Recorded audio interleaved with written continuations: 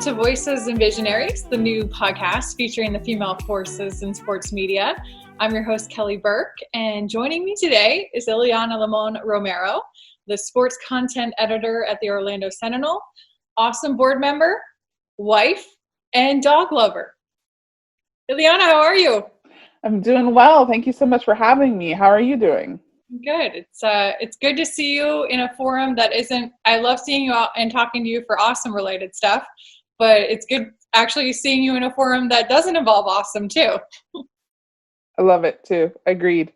When the sports world went into pause, you were still charged with directing regular content for the Orlando Sentinel sports section, and I know you were also helping in other areas of your paper. What have the last 5 months looked like for you? Just incredibly busy, which is quite interesting because I would hear so much from people, oh my gosh, there's no sports, you must have nothing to do. And it really never got slow. It never did at all. Now that, a lot of the pro leagues are launching and coming back online, I think people recognize that it's pretty hectic, but there really wasn't a very slow period. Different publications approached it in different ways of how to best handle certainly fewer live events than we'd had before. Those live events were gone.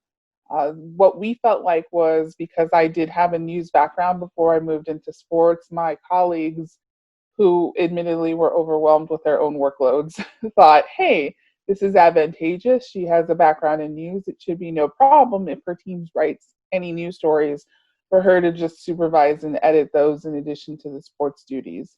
So that's essentially what we did. We did sports and news out of our department. We became sort of a hybrid department. And I think that worked well because I understood the strengths and weaknesses of my team and had a really good feel for what they were working on. And as I said, my colleagues were just inundated and remain so with COVID-19 coverage. And then certainly as the year has gone on, social justice, social unrest, various other issues, politics and election coming up. There's just so much going on that we had a lot, and we had to make the most of our resources. We all, regardless of department, care about covering our community. So that's just what it was. It was a commitment to that. As a sports content editor, essentially you're the leader of the sports department. How are you shaping and directing content day to day for the Orlando Sentinel sports department? My job remains just as fun as when I first got into journalism, in the sense that I learn something new every day. I get a chance to, through the lens of the journalists that I work with, try to talk about different new and exciting things and collaborate. And in this sense, I am directing more than directly involved, although what I like about our publication is that we're really open to me also getting my hands dirty and still writing and editing and working all alongside. Kind of being a player coach is really fun. Keeps me engaged. It helps me work some different muscles. And that was important to me when I came over, that they would be open to that. And of course they were, and that's been great. And that's actually been more popular and prominent across publications as departments have changed and evolved. So much about our industry is just, old norms that used to be like, we do it this way. It's just not there anymore. We've just changed. And I think for the better in many ways when it comes to issues like that. So I try to have a conversation. The very first time that I stepped into editing, when I crashed into it and decided to make this abrupt job change, an editor that I loved really told me the most important thing that you could do was have a conversation before a journalist that you supervise goes out and does reporting.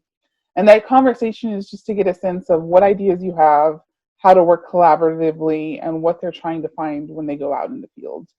And then, the reporter can take it in any direction, and we want to learn new things and be surprised by things. So that's good. But we have to have a game plan to start out, because at the end, when they come back, they only have so much material. And if it's nowhere near what either of you thought it was going to be, or you just weren't on the same page, that's a really hard place to try to fix it from, try to get those extra questions out. So it's really conversations that I have with my team. I think a big part of what I do is communication with the group, making sure that we understand what we're working on, making sure that they have clear direction of what I'm hoping we might be able to answer for our readers and what ideas they have. I don't do a ton of you must do this. That's not my way at all. I didn't really particularly enjoy that. And I have great respect for how much time they've spent in the weeds of their assignments and how much time they've spent around their respective teams, that I expect them to know more than I do. I expect them to understand it. And so I just try to ask them questions and tease out and understand the team better. And that tends to inspire what I think are pretty good ideas or interesting things. Also paying attention to what readers are asking for. And I'm really fortunate. I work with a group that's really excited. We all have our strengths and weaknesses, but they're excited about bringing interesting information to the table, and they're open to guidance and feedback and critique. So that's kind of the way we do it. It's new and different every day, but it does start with that conversation of getting on the same page to start. When we were back in March, you didn't necessarily know that Orlando was going to be the epicenter of the return of sports. Here we are, and the NBA and the MLS are both essentially in bubbles, either at Disney or the ESPN complexes there in Orlando. How has your department capitalized on being the hometown paper in a place where these leagues are returning to play? You know, it's been great. The advantage we have is our knowledge of the community and the knowledge of the layout of things, the knowledge of people who work in different areas. We anticipated, I had told my team early on when there were some slow periods when it first happened, when the shutdown first happened, I said, I know it's hard. We're sheltering at home. Things are weird, but you've worked so hard. We've adjusted our space constraints. You're doing news reporting. When you have gaps, I really need you to take breaks, because I anticipated that as soon as there was any level of clearance, that all the teams that were unable to play would start coming back all at once. And at first they were like, no, okay, whatever. They were too stressed out. It was too hard. But then they slowly came around to the idea that, yes, that needed to happen. And in fact, it has come to pass that everything did start back all at once, and surprisingly in our backyard. There's some elements of it. We knew what the facilities were. We've covered AAU tournaments there. We've covered college tournaments there. We've covered the Pro Bowl there. We've covered the MLS All-Star game there. We knew they knew what was there. We covered the junior NBA championships. Every league knows what's available, and we know the space and the layout. Our advantage is that we didn't have to learn what that looked like. We didn't have to learn about locations of hotels, or we didn't have to learn about how spaced out and how it could be possible for NBA and MLS to be side by side without running into each other, without contaminating each other's bubbles. We knew what community resources were available and what testing really looked like in Central Florida versus Florida as a whole, because some of the testing numbers looked frightening, I think, if you looked from the outside even a couple months ago, but Central Florida was relatively calm. So these were some of the things that we had the unique ability to explain to people from the outside. I did a bunch of radio interviews for others who were like, what are they thinking? How could this possibly work? And just having that insight of how it could work, of how the layout is different, of how the city's layout is different, how different things could come to pass, and how much this is a hospitality-driven town, and therefore it has this skill set that could work even amidst a pandemic. And so far, I think, for better or for worse, whatever you think of how it's being done or how it's being handled, MLS in particular is further into their tournament. And they've had, once they finally got their bubble sealed, which took them a while, they've had no positive tests that have come from the Orlando community going in to serve and work with those people. There's been no exposure to date that they've reported. So we understood how to explain that, and we had that advantage. I think there are challenges for all journalists, I think, going into this, because there's going to be distance.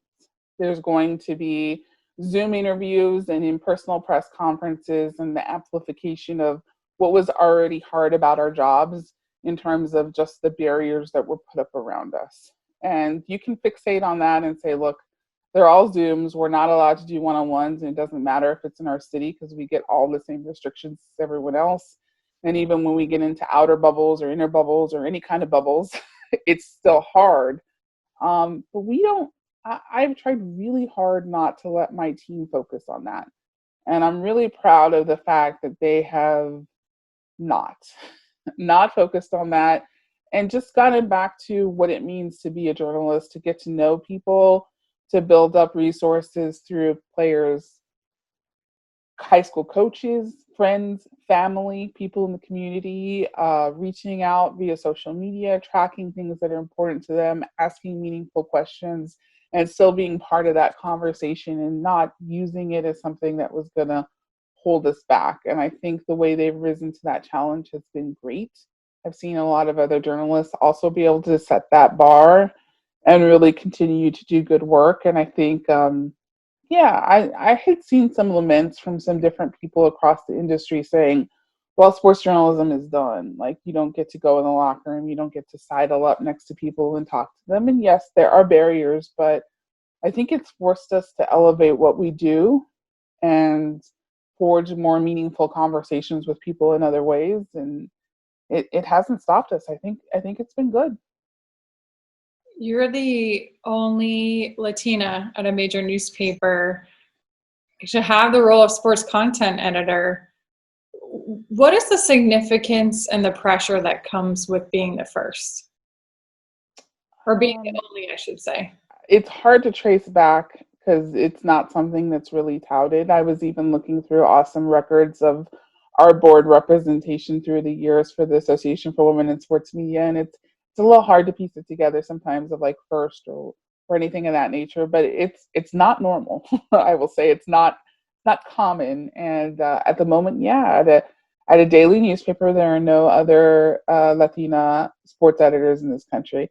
It's disappointing, I think, because you hope that people can come through and be able to have that voice and have that perspective. And it's not pressure to do my job in any particular way any more so than I would already have. I already feel like I want to do the best job possible for my readers and for the team that I supervise. That's what drives me day to day, and that's this extra layer is not a huge burden per se of either being a woman or Latina. That's you want to not screw things up, obviously, but and it's certainly amplified when you do. But I don't feel undue pressure there. What I do feel is an obligation to try to change it, to try not to be the only one. I will be very disappointed if I walk away from this job and there are zero, and they're not, just more. Or if I hold this job for much longer and there are not more. That means we just haven't been able to be as successful to open doors to people. It doesn't mean just giving them this opportunity. This is a hard job. There's a lot to juggle. There's a lot of different things. So it's preparing people. It's making people feel like they can be part of that space and giving them a chance to have their voice heard and taking advantage of hearing new perspectives. That's what we're missing out on. And I hope that it's something that we can address so that's just no longer a talking point. I would like for it to just not be a thing anymore. That would be amazing. How have you tried to amplify the voices of women like yourself and other women of color?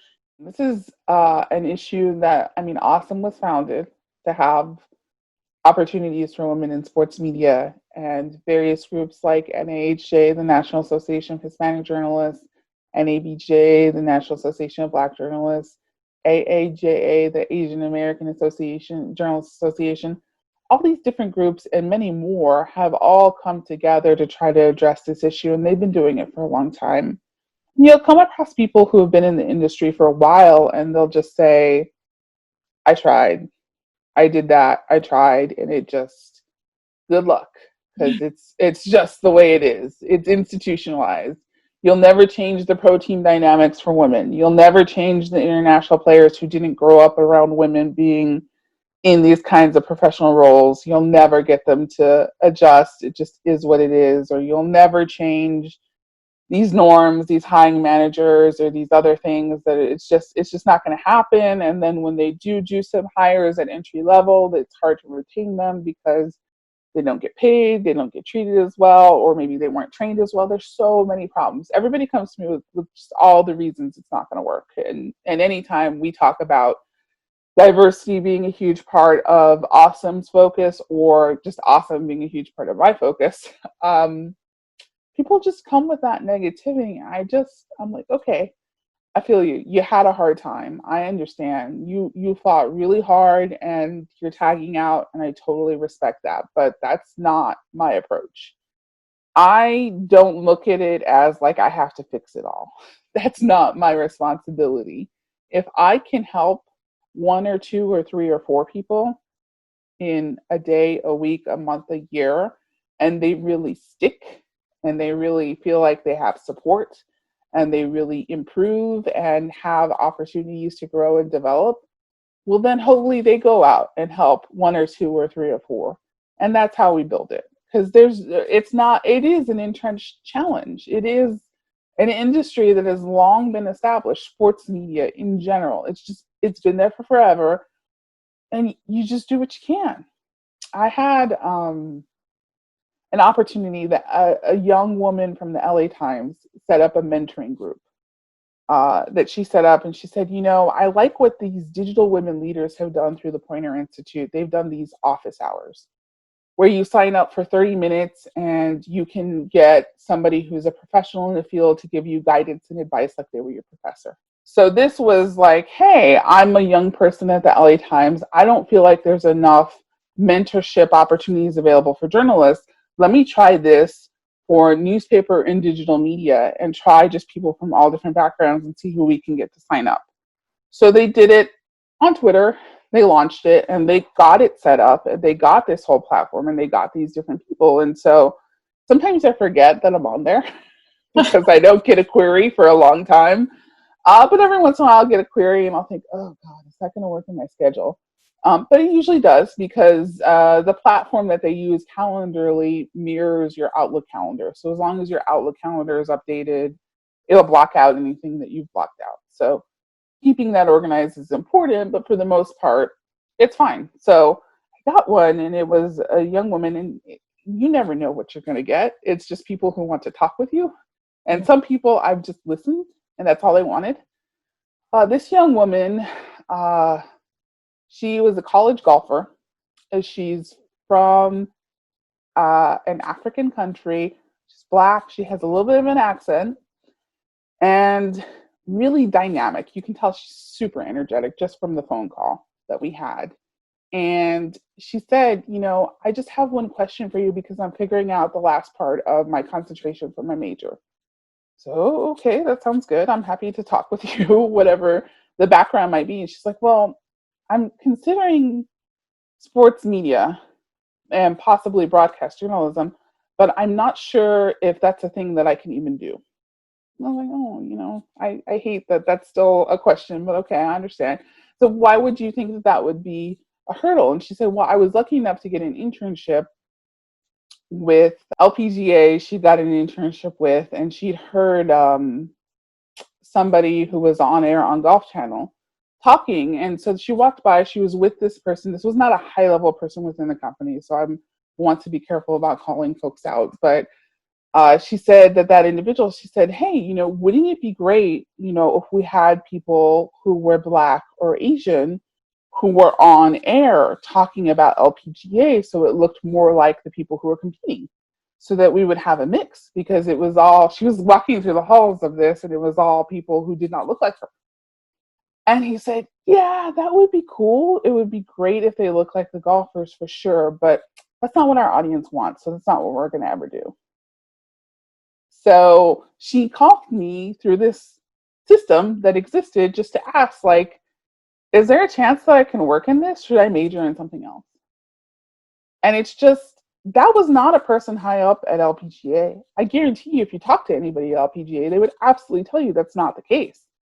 But that's the kind of attitudes and barriers that we have to be open to trying to work with. And so I don't know if she'll actually pursue that. That's up to her. She's very bright and very talented and could go into politics or international relations, a whole bunch of other things. But she shouldn't think that there's a barrier. So I had that on my schedule. It was just something that I signed up for. And hopefully our conversation put her in a good direction where she felt like if she wanted to circle back to it, that option was there. But those stoppers exist all over the place. And unfortunately, it really only takes one to get in the way and completely alter someone's path. And so hopefully what little bit we can do, we can redirect them a little bit. That's my goal. Because again, the problem is of scale. It's so huge. You can't do them all. So you just try to help one at a time. It's disappointing, that story. I mean, I'm really glad she had a chance to speak with you and get a different outlook on it. But you have to wonder how many women like her are having that experience still. It took my breath away when she said it. I was just like, what? Ah, it was so disappointing. But again, it's not representative of the people that I know with LPGA at all.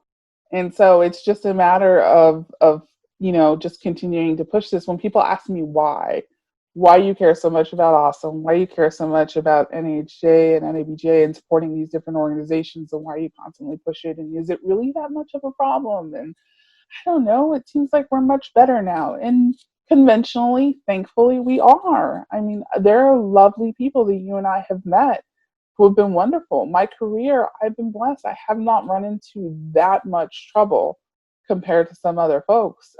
I covered college football for a while, and the coaches I covered had, really strong standards, and it wasn't that difficult. There were still people who were difficult, obviously, because that's the way that it goes, but it wasn't pervasive. It wasn't unchecked.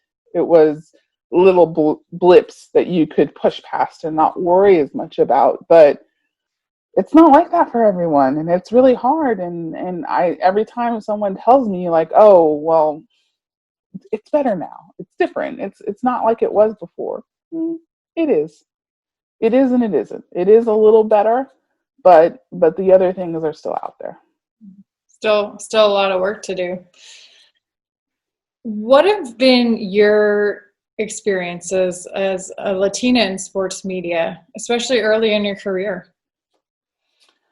I mean, it's been a lot of positive things, a lot of good experiences, great interviews, great opportunities to meet people and connect and engage, great chances to work with different journalists who have inspired me and taught me different things. It's been a fun ride. I really love working in this. It's I think a lot of journalists are like, man, journalism has a love-hate relationship with me because the industry is not always paying and is not always stable. You have to love it. That's something that I do tell young people. Like, as much as there's doors to be opened, it's an insanely hard amount of work, regardless of your race or gender. And no matter what, it's a lot to deal with. But at the same time, I think the rewards are so great. I do think that you get to learn new things every day. You get new opportunities. You get this great platform. And I was a kid who grew up very curious. I had a lot of questions about the world, and I would ask a ton of questions. And so this is my license to ask a lot of questions and pursue things that I wonder about. It's nice to have that. On the other side of it, there are so many challenges. I think trying to make sure that people have a voice that we talked about, to make sure that there's access and opportunities for people to explain why that's even important, is sometimes challenging. I think when people are honest and when they let their guard down a little bit, they are curious why it is so important to have that representation. And I think it's important to talk about the kind of questions that people ask, the kind of opportunities that people bring, the different perspectives that people bring to the table alters the way they approach things. I've seen it in the people that I've been able to supervise, just the different way that their minds think and what they do, how that impacts and how that significantly influences the final product of what our readers get. It's not just about not ignoring a community and not giving them attention. It's more about us missing out by not understanding it.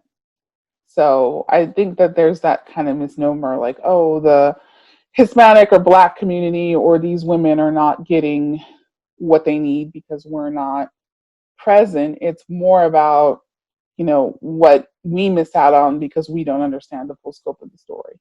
It's what we miss out on because we don't understand some of the athletes that we cover and some of the obstacles that they go through. And to that end, in addition to gender and racial diversity, I really do think that socioeconomic diversity of the people that we have on our team, the types of questions that we ask, are also pretty important. I think they kind of dovetail.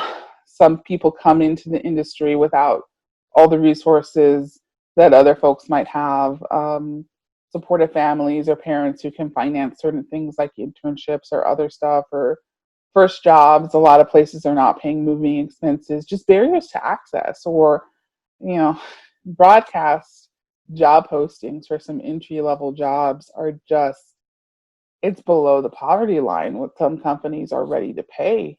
And so we got to talk about how that works and how that alters a representation of who we see and who has access to be part of that conversation.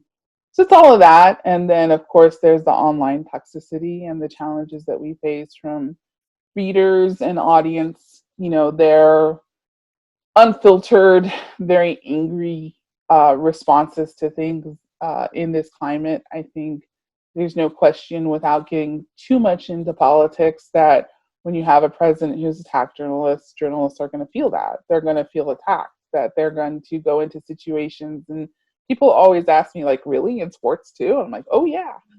You know, if they're just unhappy, they'll just take every tool or barb in their arsenal, and that's been normalized. That's been made comfortable, that it's okay to talk to people that way, that it's okay to email people that way, it's okay to write letters that way, it's okay to leave voicemail messages that way, unless it's reflected back to them. In a lot of cases, some people, when they hear it back, they're like, maybe I shouldn't have done that. But other cases, people just kind of own it because it's been accepted. So helping my team navigate that, and also helping all of our journalists that we collaborate with navigate that, and then certainly navigating it myself. You talk about, you know, anytime I weigh in on something, it's definitely, there's a lot of super misogynistic and racist comments and replies that come in. That's what we get. I'm not alone in that. And it doesn't bother me. I don't carry it like as some extra weight, but it's there. And that's just one of the things that goes with people having some challenges. I think right now in this country, it's a very stressful time. It's a very fraught time. People are really struggling to get by, and I think their frustration and anger boils over in some really unfortunate ways. And trying to protect the journalists that we work with, to make them okay with not carrying that with them and not taking on that anger themselves, is really a challenge, but really important right now. I read that you never had any intention of getting into the editor side of the industry. How was your interest sparked in making that transition? I was not interested. I was editor of my student newspaper in college at the University of New Mexico. And that was hard because you had to be responsible at a time when you'd rather just kind of relax. I was my senior year in college, and my senior year in college coincided with September 11th. So it was like a high news period. We had a professor who got national attention for speaking out and saying something to the effect that he understood why the terrorists did it, because he was, there was some anti-Bush policy stuff that he was getting into. So it became like protests and vitriol, and all kinds of crazy stuff was happening, not just nationwide, not just around the globe, but like centered on our campus. Like the New York Times is writing about stuff happening for us. So, and it was just news after news after news after news at a time when you just kind of wanted to, yes, it was exciting to cover all of this, but at the same time, keeping the staff on track and managing personalities and doing all kinds of things, it was hard. And so it was very liberating when I was done and I got to just work as just me. I'm supervising me. And I was like, I will never do that again. That's terrible. That was no fun at all. Of course I did. It wasn't my intention, but then as I got further along, I just kept seeing things that I thought should be done differently, things that could be done better, the level of support that just wasn't there for my colleagues. And I ended up getting kind of deputized into sort of unofficially doing a bunch of different things that I just saw opportunities for better, for different structure, for different ways of doing things and providing more support. And so when we had a major staff change, when our sports editor and our assistant sports editor over colleges left, and we basically lost like 3 editors at once. and it was a little crazy. So I just pushed and said, hey, I would like to try to do this. And they said, well, we can't hire this assistant sports editor before we hire the sports editor. And I said, I know, but you've got nobody over there because the high school editor, our only remaining person, went to the Olympics to go see his brother in London at the time.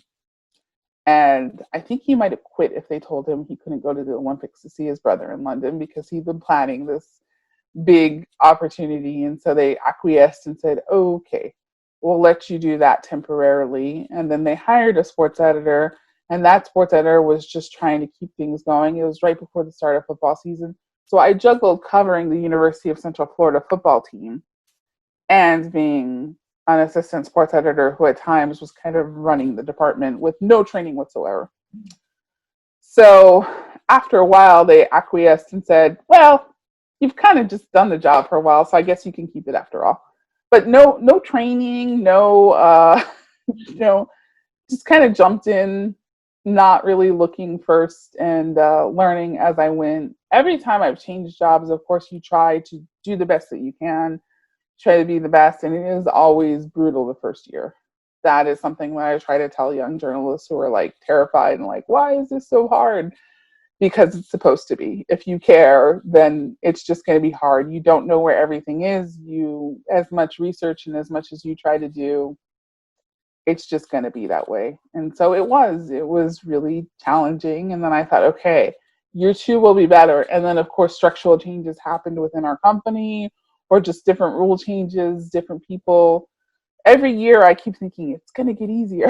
And some things do. But after a while, I think one of the biggest lessons I learned was just to roll with it, because I think there's just a lot of change in our industry and the way we approach things that you just kind of have to be open to adapting. So that's how I got sucked in. I just decided, I saw ways that I thought it could be done better, and I was tired of waiting for someone else to do that. The sports department at your sister newspaper, the Sun Sentinel, is run by a woman as well, Kathy Laughlin. How have you two leaned on each other since taking over your respective departments? I mean, it's been great. I don't know what happened in Florida, but the Tampa Bay Times sports editor also is a woman. We've just been really fortunate. I think we commiserate. I think just the challenges in general of just running a newspaper sports department already are pretty tough. But yeah, I think having someone that I can text at any moment to ask a question or to go to, who's 1000% ready to go on my behalf, is fantastic. And Kathy Laughlin is exactly that. She's exactly the kind of person you would want in your corner, who would just text back, Adam, let me go, with some colorful language too, which I shall not repeat on our podcast, even though we have no censors. I will say she's good. I will also have to shout out the Chicago Tribune sports editor. She's also in our company, Amanda Kashubi. She's fantastic too. She's been wonderful. She's an ally too in Slack that I can find and just ask questions about at all hours and kind of commiserate about all the different challenges and hurdles and setbacks. I think being in the center of the sports universe, as you sort of described it, has opened the door for me hearing from a lot of different folks that I may not have heard from as much before. So I don't know, something about the pandemic has unified us a little bit more, because we're just all trying to figure it out. We're all trying to get through and understand what's going on. And at one point, I had a reader just lament to me, like, why are you only telling us this little bit? I have all these other questions about what's going on with the schedule and what's going to happen next. Like, sir, we don't know. We don't know. And we're all finding out things in little bits and pieces. And it's probably the most frustrating thing about the pandemic. I can tell you that we'll get one little development and another one and another one. And I'm really sorry I don't have all the answers, but I'm going to tell you them as soon as I know them. And unfortunately, yes, it's going to leave you with more questions, but we're working on them. So I think that situation has just, like I said, brought us all much more together, because we're all trying to figure out what's going on. So I do appreciate all the collaboration that I get, but in particular, the women are really wonderful just in providing support and just kind of being there anytime you need to reach out. They're absolutely there. That's amazing. You'll appreciate this because you have two dogs, and I wish you could see right now my chocolate. We have a chocolate lab, Bella, and she's literally now nuzzled up. I'll see if I can. I don't know if you can see her down there. She's walked over and has decided to sit by mom during this. So she was earlier asleep on the couch over there. Yeah, I've got two right here. I'm gonna pass a ring light and then some boxes, and then there's So one and two. They're actually being pretty good. that's So good. it was the call. Like, do you like leave them in the room? Do you leave the room open? Like, these are the pandemic decisions we must make. Is it not professional to have them in during a meeting, or is it okay? Also, if the door is closed, will they go wild on the other side of the door? Um, I think everybody's just accepted that it's okay. Yeah. And I'm really good with that because I've heard it on national network news. I've heard dog barking, and I feel really good about that. I've heard children crying very briefly. It doesn't last for very long, but I think it's fantastic. It's just, we're human. You alluded to earlier that you were the UCF beat reporter for 4 years. What do you think makes a good beat reporter? Ooh. I think, again, open-mindedness and versatility are pretty important. I think being able to listen to your audience, engage your audience, and go in and ask questions and represent your audience is really important. I think it can drive conversations and get you to tell unique and interesting stories on their behalf. I think that the versatility part of it is a lot of times people would like to have the breaking news. They would like to have the analysis of what, is coming next and what they can expect and why what they saw on the field happened, whether they were right in their interpretation or maybe there's some other reason for why things are happening the way they are. Someone who is willing to go in and ask the coach questions that they're dying to ask because they're so frustrated is really important. And then telling them something they don't know about the team, some of those features, some of those interviews that are really in depth, that sort of take a big picture approach and take a step back and tell you something more about the people behind the sport. It's really important. And I think different people can do all of those things really well uh, individually. It's hard to do all of them well. It is hard to be able to have all those skill sets. And so when people I supervise to try to play to their strengths and maximize the areas that they do, and then we try to work on the areas that are just not as natural to them. But I think you got to be able to, if you're going to be that beat reporter, if you're going to own that, I think really it's representing all of that for your audience. The Washington football team has been in the news a lot lately. First, for a decision to change their former name, the Redskins. Then last week, there was a big article that came out where essentially 15 women on record, but then beyond that, more, levied sexual harassment allegations against several former employees and employees of the team.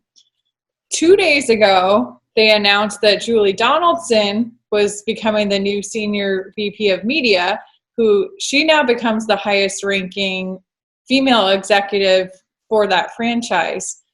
What does a move like that say about the Washington football team's commitment to positive change going forward and creating a positive work environment? I think it's interesting that the Washington Post did excellent coverage of this and amplified something that I think you and I both know has existed in various ways around the league. But certainly, as much as we say, hey, it's everywhere, this was a particularly troubling string of issues that centered around some executives whose behavior was excessively problematic. We're talking about beyond just your standard jabs or jeers or kind of leering statements. It was a persistent sexual harassment advances toward women, constant, berating of women. I think what really struck me about it was, again, like I said, we talk about it happening everywhere and it popping up, and I talk about it happening in the comment section on any given day or in people's social media feeds. But it was the battery. It was just a consistent happening over and over and over and over again.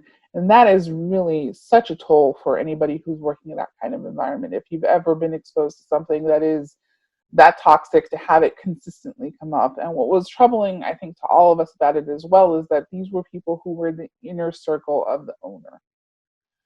Extremely problematic there. So important to see them taking a stand and removing them before the article was even published by the Washington Post. A good start. Many have called for the owner to be removed.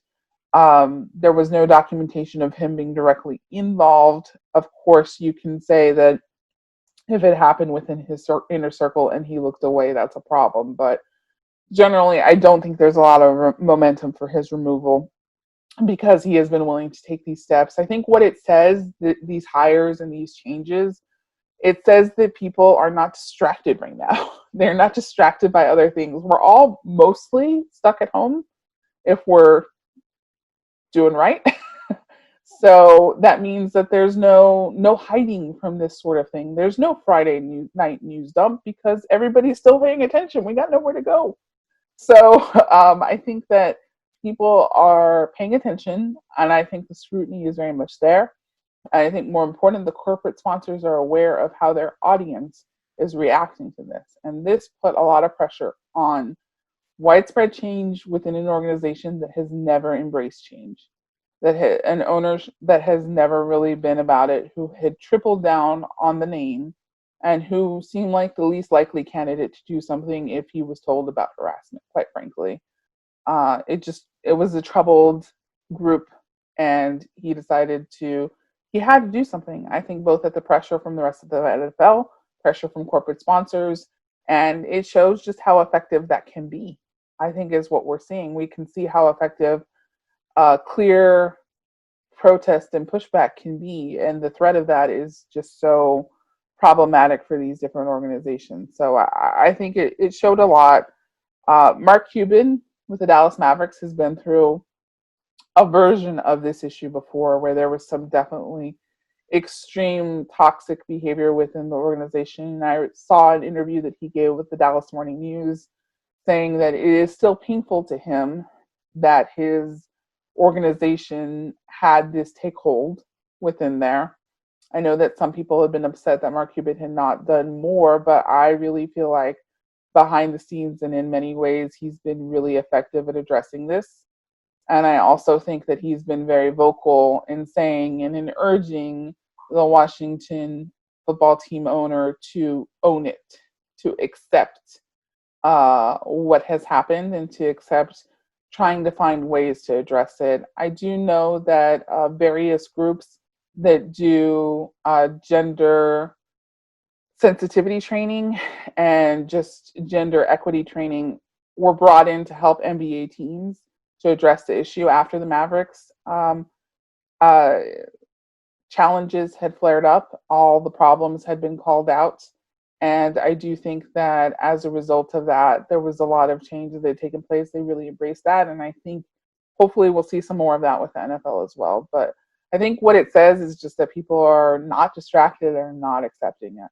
For the faction of people out there that say there should be no politics in sports and there should be no social justice conversations and sexual harassment and this type of stuff shouldn't be coming into the sports conversation, whether it's through athletes or people like ourselves in sports media, that we should stick to sports. How do you respond to people like that who see it in a certain light? I get it. I get that you are looking for refuge at a difficult time, away from what is an overwhelming amount of news in the world. I get that. And I get that pressure. But I also ask respectfully that you understand that the people you're asking to give you that insulated view of just sports and no politics from your perception, no talk about race or gender equity, are people who cannot just leave those things behind. They bear witness to them. They carry them. They are part of who they are. They cannot separate the two physically. They are unable. Your ability to do so makes you different and puts you in a unique situation that is fantastic for you, but that is just not possible for them. I think that helping them achieve their goals is the fastest way to getting it to what you're looking for. And at the same time, like I said, like, I understand it's a tough time in this country right now. It's a really challenging time for everyone, and I think there's a lot of stress. I do think that there is a lot of mental health fatigue that goes with just how much of this people are exposed to. And I understand it's a privilege to look away, but sometimes people have to for their own balance and what they're looking for. But I don't think that's necessarily what we're always talking about when people say, get it out of here, get it out of sports. I think there's a level of respect that has to be involved, that you're watching a sport involving people who have been directly and consistently harmed by the things you're asking them to be quiet about and ignore. And that is not something that they are physically able to do at this moment. And so you have a choice. You can accept how they're processing this and how they're doing the best they can to entertain and play the sport that you love, with some modest accommodations, including their right to speak out and use their platforms that they have, or you can walk away from it and just not look. Those are your choices, but they are at a point where it's just not something that they can not carry around anymore. As hard as this time is for you right now, it is equally painful for them. On a personal note, you have known your husband, Aaron, for 27 years. And correct me if I'm wrong. I believe you've been married since 2012. Yes, you do great research, Kelly. Thank you. Having said that, Aaron's had some unique health challenges over the last couple of years. How have you together navigated that adversity? And his definitely brought us closer together. He is diabetic. He's been diabetic since he was in college, and he is a software engineer with Electronic Arts, a video game company here in the Orlando area. And he was working on a project that called for a lot of long hours, a lot of late nights, and a lot of hard crunch work. He noticed that his blood sugar numbers were starting to go up, and he was starting to feel some physical symptoms related to his diabetes. His physician here had retired, and so he needed to find a new physician as soon as he finished up with this project, which he did. And the new doctor didn't quite understand his case, didn't quite catch what was happening to him, prescribed some really high levels of medication that unfortunately had some catastrophic impacts on his system. Ended up causing some massive system issues to two areas that are especially vulnerable in the body for a diabetic, which is the kidney and the retinas, which impacts your vision and obviously your ability to process fluids and just everything with the kidney. So he has been dealing with that for the past couple of years, and he did have great care for his retinal issues, but ultimately the damage was so far gone through an unfortunate set of consequences. He ultimately ended up suffering full vision loss, which was really traumatic for somebody who works as an artist and who works as a software engineer and is very much involved in the visual side of everything in life. It was what he loved. Now, specifically, his job technically is coding and a bunch of other things that you can still continue to do. But there is a whole lot of the world that was just not there. So fortunately for EA, they gave him exceptional short-term and long-term disability coverage that gave him the time and space that he needed to both recover physically and mentally. They are my heroes for really being open to an easing back of his return to work and finding space for him. Now, he does have some unique skill set as a result of this situation because he was an engineer. He understands their systems. He understands the way things are supposed to look. But having gone through a vision loss, he can also communicate to them how it's working and how it's not working for blind users. So the goal for him now is to not only help with accessibility of the games for blind users so that they can play, but also accessibility of the in-house tools so that they can hire blind engineers in the future to work at EA. So there is lots of options and opportunities that are pretty remarkable. He had to retrain himself in many different ways, and he needed space and time to just like not do anything, quite frankly, and just accept that everything kind of sucked a lot. It was pretty traumatic, and just getting him acclimated to all those things and getting all the different health issues and reducing what was like 20 different things wrong down to like one or two was pretty important. And so we got to that point through a lot of work, and he is now doing great. I mean, I think it's all relative. Of course, it's still really terrible. You can't see him that he's experienced this situation, but at the same time, his work is really rewarding. He's really engaged a lot more in some different things and found some different outlets that are very important and meaningful to him. And all of this happened before the pandemic. So for us, we had already been in a situation. He unfortunately had to go on dialysis because of the kidney side of the issue, and is in line now for a transplant, which is great. He also is in line potentially for a pancreas transplant, which means he could not be diabetic at the end of all of that. So that's kind of exciting. So once we got all of that managed, we had to be aggressive about cleaning. We had to be aggressive about disease exposure. So a lot of the things that everybody else had to get used to really aggressively during the pandemic, we were like, okay, so we just have to do slightly more things, but it's not that bad because we had already been through something pretty tough. So all the rest of this was like, okay. And I've talked with some different folks who have been through some different things. People who've been through cancer, people who've been through different catastrophic diagnoses, who already have to be careful, who have autoimmune diseases. On one hand, it's terrifying because if they get sick, then this particular illness could kill them. This virus, coronavirus, could be potentially extremely catastrophic for them, but at the same time, their guard has been up for forever, and they're accustomed to dealing with that. They're accustomed to dealing with some of the restrictions that go with the pandemic. So that part of it is not quite as bad. It's not quite as traumatic as it was for some other people. So I don't know. I think we have always had a really close relationship, and we've laughed a lot. Sometimes a little bit of dark humor, no doubt. But that part of it is still there. That has never gone away. And I think that support has been really important and really helpful. So I feel really fortunate. And I think we definitely both had some really hard moments. I'm not going to sugarcoat it that it was easy, but we took it one day at a time. And I think just having each other just worked out. As you gave us kind of a sneak shot into your room, we got to meet Scout and Atticus, your two dachshunds. How do they balance out your busy life and keep you grounded?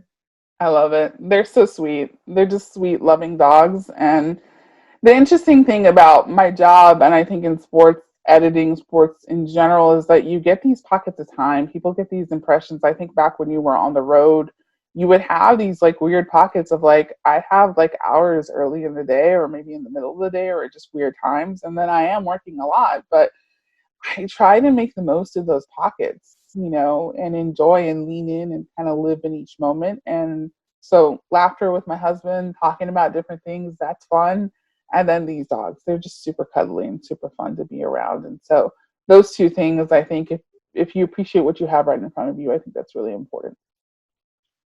There's a lot of things, Iliana, that I appreciate about you as someone that I get to work alongside and awesome, but also just in life and how you approach things. And I think many in our industry would echo that. You're kind of the go-to person in sensitive or challenging situations to get your feedback, to get your guidance. And so and that's frankly because you always sort of know the right thing to say, and more importantly, how to respectfully say it.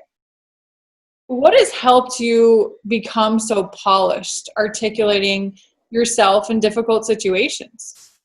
I think part of it is my family. My parents are professionals. They are. I'm child of immigrants. They came from Mexico, but they worked their way up, went to college, and it was really important to them that they opened different opportunities. And my dad worked his way up and was the head of human resources at Fort Bliss in El Paso, Texas. And it was for civilian and military personnel. And as part of that, like, he at various times had the casualty office over him. So he had to deploy people who did notifications of people who had died in service, or had to deploy to make sure that people provided funeral services for military members in the community who had died. And then also he was over their mental health services. So there was a lot of exposure just from him of understanding what his work life was like. And then my mother was a principal and a teacher, and then a principal, a high school principal. And then she was moved over to supervise an alternative school for expelled and adjudicated youth. So people who had gone through some really troubling things in their life. And really her focus on trying to provide education and opportunities, of trying to provide clear communication and making sure that all her students had scholarships going forward. That was big for them. I have an aunt who is a lifelong counselor who's helped combat domestic violence and continues to work on violence against women initiatives, and who's talked frequently about her work. My sister works for the Hope Border Institute in El Paso, Texas, and they do a lot there along the border, helping with the migrant community and talking about just different migration issues within the border. They work in a conjunction with the Catholic Church and just trying to provide support. And their job is kind of hard to explain because it's completely been turned upside down in terms of just trying to serve others in their community. So I just come from this like background of people who have done service work and who have done different things to try to help others. And they have really taught me a lot being around them and learning their lessons. And I think watching my dad go through grad school while I was going through high school and quizzing him on some of his managerial techniques inadvertently trained me for being a manager, and listening to how people handle different situations and just watching people try to articulate things. But more than anything, I think I just try to, as much as I can through my journalism training and just through what I bring to everything that I do, is just try to understand things from other people's perspectives, to try to be open-minded and understand what they're going through, and not make assumptions too much. And that's really informed how I approach things. This has been so fun. It's so wonderful to talk to you outside of the, like I said, the forums that I normally get to speak to you, and to not be talking official business, so to say. Anything else that I haven't asked you that you want to add?